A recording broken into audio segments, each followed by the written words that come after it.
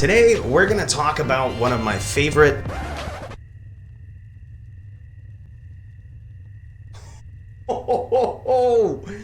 Well, shit. Today, we're gonna kill some DClones.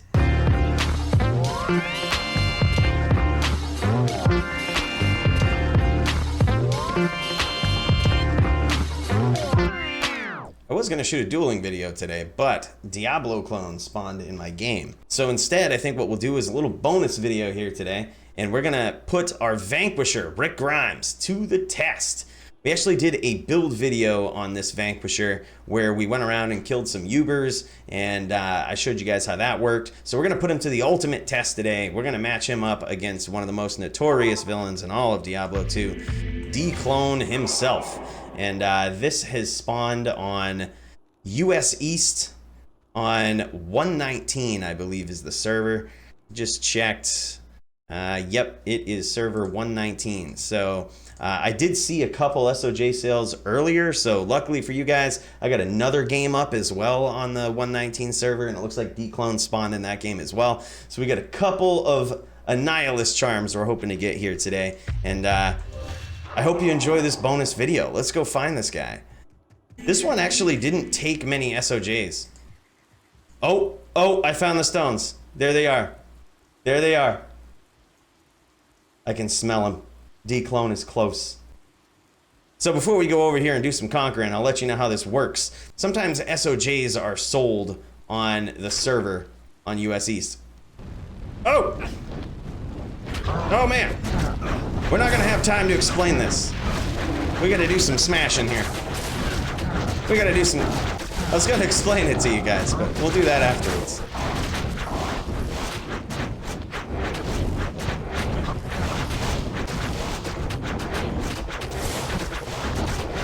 I feel like my IAS is really slow. Did I switch off some gear that I should have on right now? Oh, it don't matter, DClone. You don't need our GG gear. This was good enough. Yeah, that didn't feel very fast. Like we're missing some gear. We're missing some charms, some gear. No big deal. No big deal. Our damn merc was so impatient. I was trying to explain to you guys how SOJs work on the server, but this guy wasn't having it. Gulzar ain't about that life. All right. Any guesses? My guess is gonna be... Oh, I'm going for it. We're gonna get the 2020 right here. 2020, come on. Oh, garbage. On to game number 2. Let's see what we get. I think this one is... Yeah, that's it.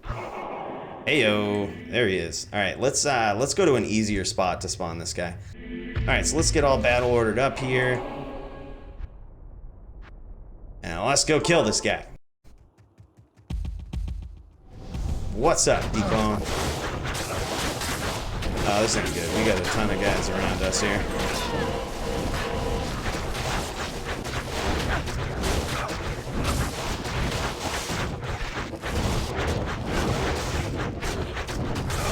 He's swinging so slow with our subpar gear on.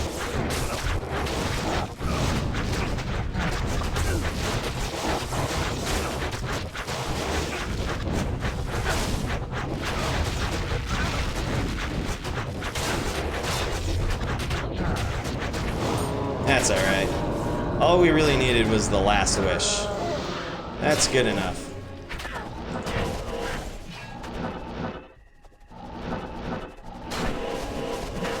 These guys are interrupting our experience, so we're just gonna take care of them real quick. Alright. I should have brought a second scroll while I was in town there. But that's fine. Alright. Any guesses for the next one? Alright, I'm hedging a bet. Let's get a little more realistic this time. I'm gonna say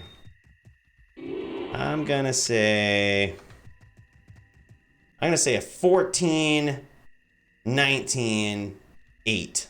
14, 19, 8. My official prediction on the chart. I was off. All right, so I'm going to go pick up this charm right here, and then for those of you who are curious, I'm going to explain some things that I know about DClone and how he spawns on the server. All right, so we got a couple of Annihilus charms tonight. Nothing too GG, nothing too insane. We can always get our hopes up for the 2020, right? But it's fun. It's like its own experience just going, finding, and killing DClone. It's one of the most unique things if you're playing the traditional Diablo 2 that's not some mod or plugin. If you're just playing Diablo 2 on Battle.net, this is just one of the coolest experiences ever, is to have Diablo clone walk in your game. What a lot of people don't know about Diablo clone is that in the actual realm on Battle.net, he is indeed spawned, and only spawned, by players selling Stones of Jordan. There is a counter on each server. It's never gone down ever since they started these sales of SOJs. Originally, the reason why this was even put in place is because SOJs were duped to Kingdom Come.